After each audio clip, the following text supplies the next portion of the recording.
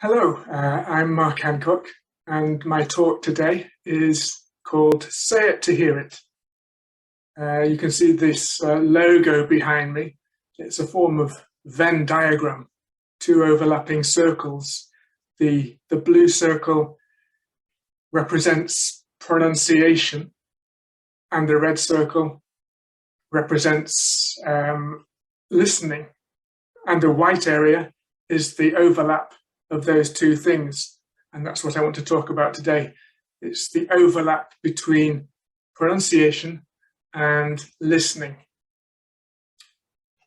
I'd like to begin, though, as a kind of warmer, with a dictation exercise.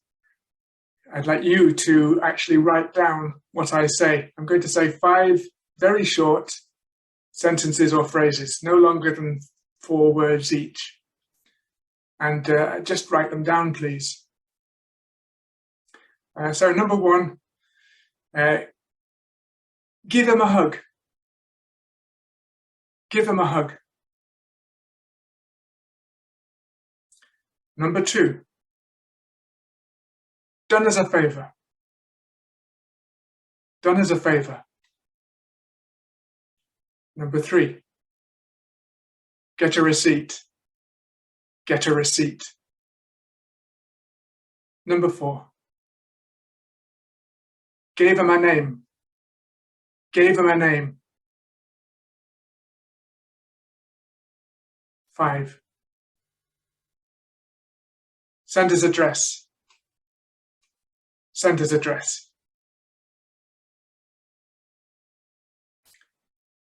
And that's it.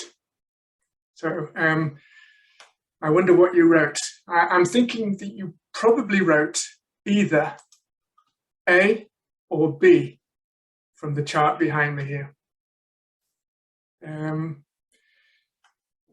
So for number 1, for example, the difference between those is the second word.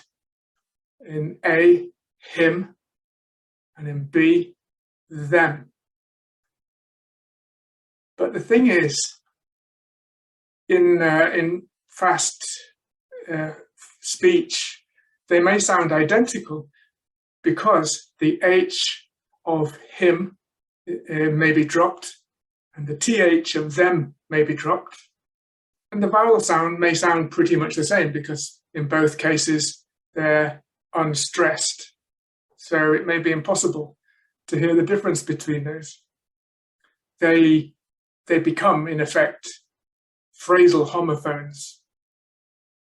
Now, you could make the difference between them if you articulate clearly, but as listeners, you might not be able to hear any difference.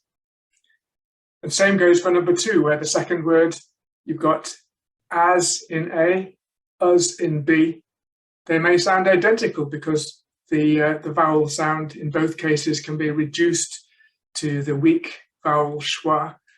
So they sound identical, like phrasal homophones again. Number 3 is a little bit more surprising because here we've got different word boundary things. The linking between the words means you don't know when one word starts and the next one ends. So you've got to get a receipt or get her a seat. They can end up being phrasal homophones, rather surprisingly. Number 4, again, the surprising one. You've got, again, the word boundary problem caused by linking with, for example, the M of them, maybe the end of one word or the beginning of another word, as in my. So it's ambiguous. And sender's address. In my accent, where I don't pronounce the R in senders, then A and B can be phrasal homophones. So these are the kind of ambiguities that your learners have to deal with when they're attempting to be listeners of spontaneous spoken English. There are reductions and elisions and linking and these kind of things especially in the unstressed function words, which make them very difficult to perceive. So that's what I want to focus on really today.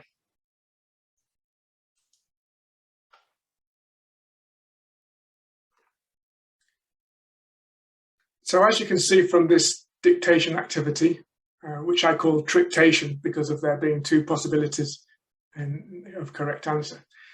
If you look at the sentences here, a lot of them are structures with a ditransitive verb in, like give. For example, give can have two objects, an indirect object and a direct object. Give him a hug.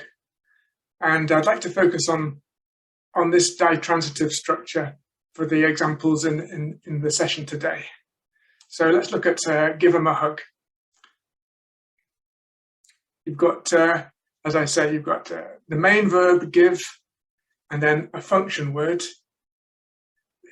them, object pronoun, and then another function word, the indefinite article, and then another content word, hug, the noun.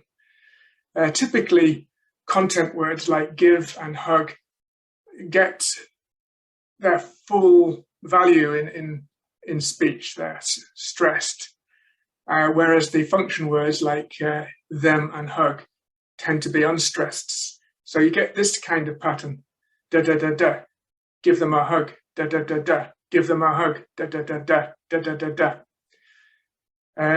In a sense, that's audible grammar. You can hear the grammar in the rhythm of the sentence. So that's pretty typical. I mean, you could stress the function word, give them a hug, not me, them. You could do that, but the kind of default would be for it to be unstressed. These unstressed words, in number 3, you can see that the vowels in these unstressed function words tend to be reduced to this schwa. And then you get elision as well. In number 4, you can see the th has been cut. That's fairly typical. Doesn't always happen, but it can do. We often tell students, I do anyway, that the h is typically dropped in pronouns in connected speech. For example, him and her. But also the th gets dropped, as Richard Caldwell points out, and this is less frequently taught. But there you go. So it can be dropped. And in fact, in popular spelling, like in pop songs, for example, you may see it written like that with an apostrophe. I call these pop spellings, and this reflects a typical way of pronouncing it. In number 5, you can see that there's linking as well between a word which ends with a consonant sound and the next word beginning with a vowel sound typically get linked together. So give them a hug sounds like give them a hug. And then it's not only function words that may be eroded in this way, as Richard Caldwell is insistent about. He says that this erosion in connected speech can happen to content words as well, and that you can see here with a different pronoun, give me. Give me can be reduced to gimme, often written that way in popular spelling as well. And you can see that the V of the give has been cut. So let's listen to some real life examples of that. If you go to YouGlish, you can actually type in a phrase that you want to hear. And you can get loads of examples from different speakers in different contexts. So it's almost like you can do your own kind of research on this. So I've typed in here, give them a, into YouGlish. And then you get a video with that phrase in it, as you can see highlighted down there. And when you hear the phrase, then you can just press forward and you move to the next video and you hear another speaker in a different context using the same phrase, and so on and so on. So I've done that. I've made a recording of 20 different versions of it. And I'd just like you to listen to it and focus on the object pronoun them. How is it pronounced? Well, if you look above my head here, according to the Cambridge Pronouncing Dictionary, it has the strong form them and various weak forms. You've got them, but you may have the M without a vowel, a syllabic M, them. Or occasionally the is dropped altogether, so you get So various different ways it may be pronounced. And so just listen to these 20 examples and try to decide for yourself which of those versions of them you hear in each one. And approximately how many of them, what proportion, have the TH cut. So here goes. And so we give them a chance. If we give them a chance. Give them a place. So if you'd like to give them a try, we try to give them a band. To give them a go. And they didn't give him a lot of attention. And he'll just give them a hug. Give them a tiny bit of pain. Give them a tool to do something. And give them a click. Give them a fair and equal opportunity. Give them a copy of my book. That we just give them a pass. I give them a bit of a thought experiment. But if you give them a basic idea of, They give them a lot to do. Give them a hug. Let's give them a certification. And we want to give them a big, big, beautiful round of applause. Well, I don't know what you thought, but from my listening, around about 50% of those versions of this phrase, the TH was cut in them. Most of them had one of the weak forms from above my head here. Some of them had the strong form. The last one, for example, the speaker, Donald Trump, he's emphasized every single word for rhetorical purposes. And so he used the strong form of them to make it more emphatic.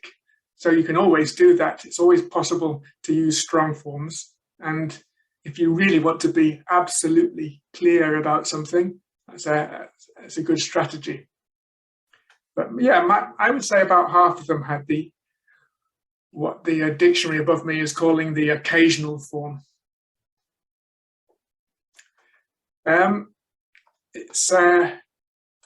You could present, these are the first 10 of the ones we've just heard. If you present it this way, it reminds me of the concordances that you work with when you're doing linguistics. So you've got keyword in context, the keyword or phrase in this case, down the middle with a little bit of co-text on either side. I call this an audio concordance. So that audio that I made from YouGlish is an example of an audio concordance. And the value of it in teaching is to demonstrate to students that variation is the rule. It's not some abnormality. It's the rule.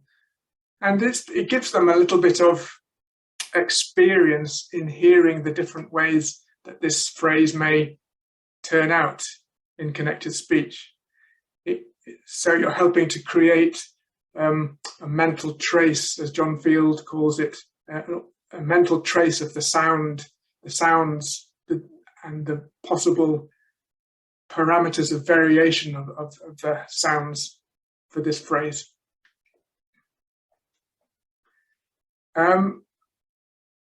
Yes, I made this audio using an audio editing tool similar to Audacity. So you make a recording from YouGlish, and then cut out the bits you want and put them together to create your classroom ready audio. So that involves a bit of audio editing. Something else you can do with audio editing is this, what I call micro loops.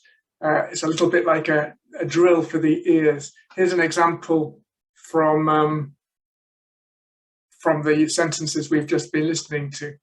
Take a listen to these.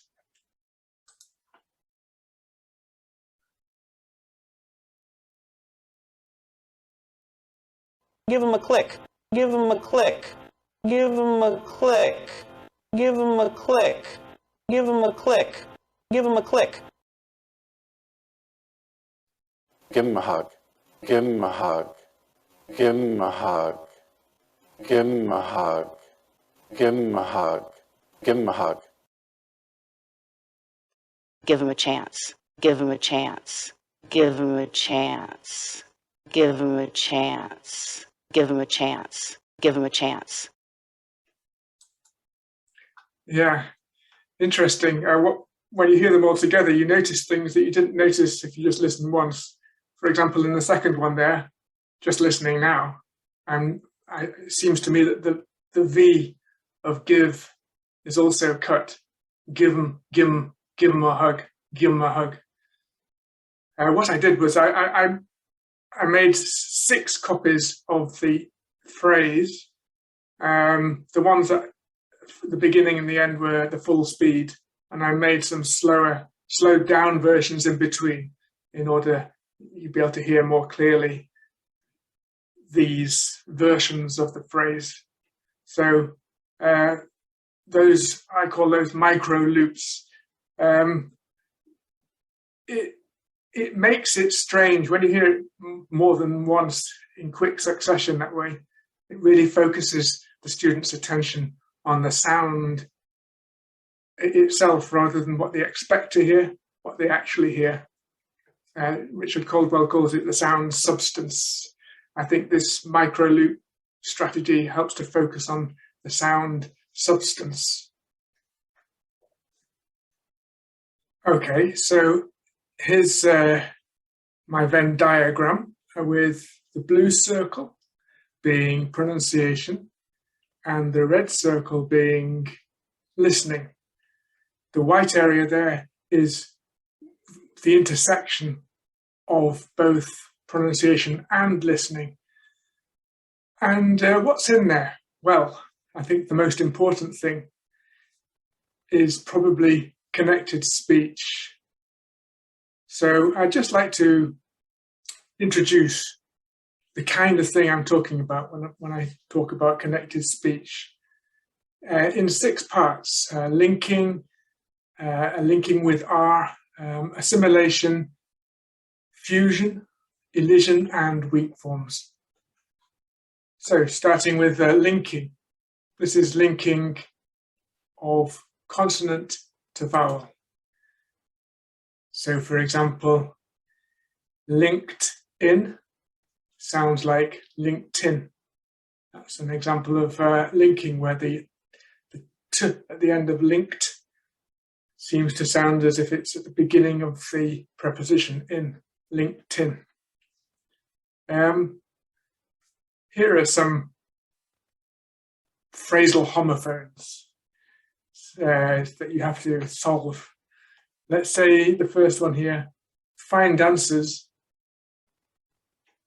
A phrasal homophone for fine dancers to go with this picture. And the answer? Fine dancers. Called Anne, called Dan, called Dan. To go with the picture? Call Dan, call Dan, call Dan, call Dan. Phrasal homophones that show the linking.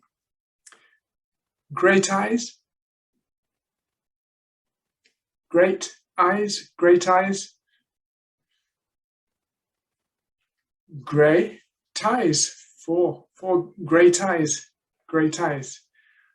One sweater, one sweater, one sweater. One sweater, one sweater. So there are 4 examples of phrasal homophones created by the phenomenon of linking. So linking means that for listeners, you can't expect there to be a gap between words like you have when you're reading. Then there's linking from vowel to vowel, as you get here, for example, with all of the phrases in this maze. But sometimes you get an R inserted between them, as if to separate vowel from vowel. Not always. Let's take a look at this. New age, new age, new age. No. Idea about, idea about, idea about. Yes, there seems to be an R coming between idea and about, idea about, idea about. It's like this, extra ra, ra, idea about. What's it there for? Well, some speakers put the R in to separate the vowels. Other speakers separate them by putting a glottal stop, idea about. That's another possibility. So in this little game, you have to go from corner to corner, going through squares if they have this R. So for example, idea about, saw a film, saw a film, saw a film. Yes, saw a film. New age, no. Mango ice cream, no. Potato omelette, no. Follow online, no. How about, no. Okay, so that's a dead end. Go back up. Cinema audience, yes. Cinema audience. Tuna omelette, yes. Vanilla ice cream, yes. Vienna airport, yes. Follow online, no. Draw a map, yes.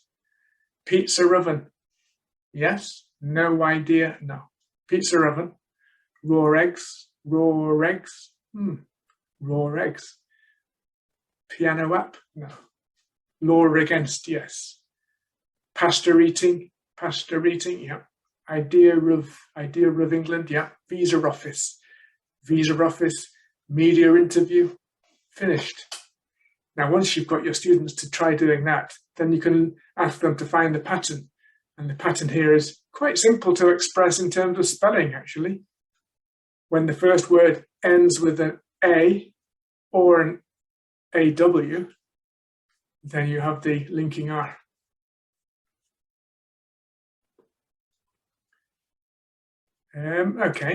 So that's linking R. And then assimilation. Here you can see plenty of assimilation in this rhyme.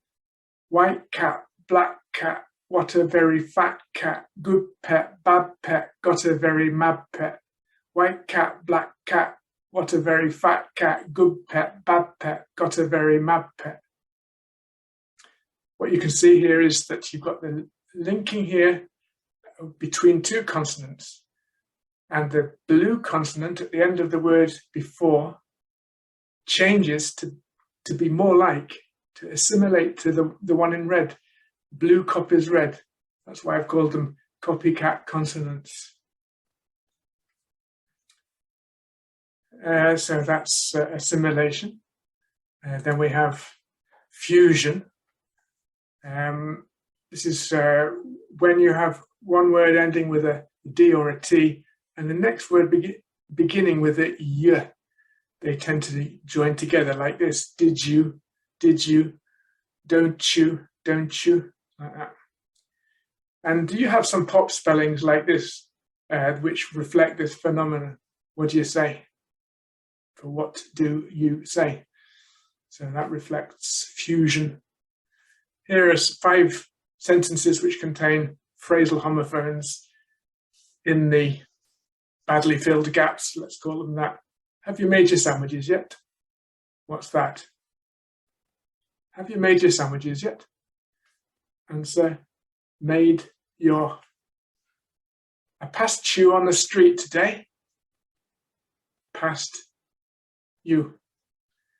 What made you lie to the police? What made you lie to the police? Made you lie. Just picked your kids up from school yet? Picked your kids up from school yet? Picked your, as in, have you picked your kids up from school yet? 5. I didn't know you'd sold your flat. Sold your flat. Sold your flat. So you can give a task like that to students to try and guess what these red words should be. Then there's elision, which I'm calling here fast forward. It's a little bit like going fast forward on the audio, skipping over bits, like in this rhyme. Slept well last night, woke up first light, cold wind, sky bright, best time, just right. That's for people who like early mornings. Which letters have been cut in this elision process here? They are the t and the d. When, not always, but they often get cut when they're between two consonants. So, for example, between the P and the W here, slept well. Last night. It's extremely common for these consonants to get cut by elision in that context. And finally, I would mention weak forms. Weak forms are the alternative pronunciations of function words, grammatical words, when they're in the context of connected speech. These are examples of function words, look, prepositions, the verb to be, auxiliary verbs, etc. Content words, on the other hand, they don't have weak forms. So nouns, main verbs, adjectives. Content words are like bricks, they're solid. Function words are like mortar or cement, the grey here, look. They squeeze into the space between the bricks. So those are the 6 aspects of connected speech I just wanted to introduce at this point. Very important for listening purposes. Why do I put them in this area of overlap between pronunciation and listening? The reason is because, as Jennifer Jenkins pointed out, they're not essential for intelligibility. If you pronounce your sentences highly articulated with every single word very clear, that's perfectly good. There's no need to use weak forms, for example. Why not use just articulate them clearly, as they do in West African English, for example? Well, so I'm only going to teach these really for a focus on listening, because the students, although they might not need to produce these forms of connected speech in their own output, they will need to be familiar with them as listeners. Okay, I'd like to return now to the title of this talk, which was Say It to Hear It.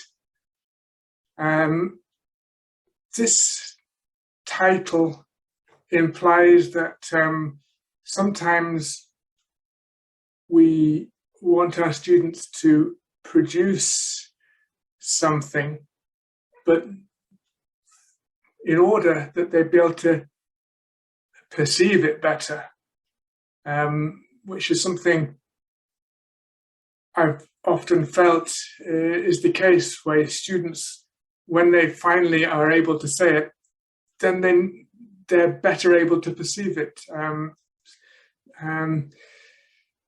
It's often we think in terms of input and output, that the student hears a form first, and then once they've heard it and it's in their mind, then they're able to produce it. I think people often think in terms of pronunciation. They think, first of all, they've got to focus on perceiving it, and then you can focus on being able to say it. But I think that it's more complicated than that. I think there's a feedback loop going on here. that when the students are saying it, it goes back into their own ear, and that combination of the awareness of their own articulation combines together with the acoustics to create this feedback loop, which is the moment when it really sticks. To quote Reed and Michaud from 2011, they suggest that speaking and listening are related. Production facilitates perception. So with this in mind, I'm going to suggest a couple of drill type activities which the students, they actually productively work on, but the idea is that by doing so, they should improve their ability to perceive these features receptively. The first one, very simple for you to create your own versions of these. Counting chant, and here is a counting chant specifically for the ditransitive structures that we were looking at earlier. You just replace main nouns with numbers. So like you get this: give them a 1, give them a 2, give them a 3, give them a 4. Give them a 1, give them a 2, give them a 3, give them a 4. Just repeat that a few times and then get the students to join in and get them to notice the way that those function words in the middle there are being reduced in the space between the main verb and the number. Senders is 1, senders is 2, senders is 3, senders is 4. Ask her a 1, ask her a 2, ask her a 3, ask her a 4. Tell us your 1, tell us your 2, tell us your 3, tell us your 4. Pass me their 1, pass me their 2, pass me their 3, pass me their 4. Read them a 1, read them a 2, read them a 3, read them a 4. Show us a 1, show us a 2, show us a 3, show us a 4. That kind of thing. And these are very easy for you to create your own, to go with whatever grammar structure you're dealing with at the time, which is the point I wanted to make actually. It's a really good opportunity to integrate pronunciation with grammar. If you want to focus on this pronunciation for listening, you can often find that there are grammar points that go very nicely with focusing on the way that these function words are being reduced in connected speech. So it's nice to find ways where you can integrate pronunciation into other aspects of your syllabus. The last example I would like to suggest is using little rhymes, chants, raps, whatever you want to call them, small texts with an element of rhyme or wordplay that contain a high density of the feature that you really want your students to notice. I call these earworms, an earworm being something which, when you listen to it a few times, it sticks. It creates a kind of mental trace that sticks around, and well, wordplay, generally speaking, sticks around a lot better than just an average, random collection of sentences. So in this case, I've made a simple little rhyme containing lots and lots and lots of these ditransitive structures, with the linking indicated with red and elision with a little blue arrow there. And I just like to finish and leave you with that.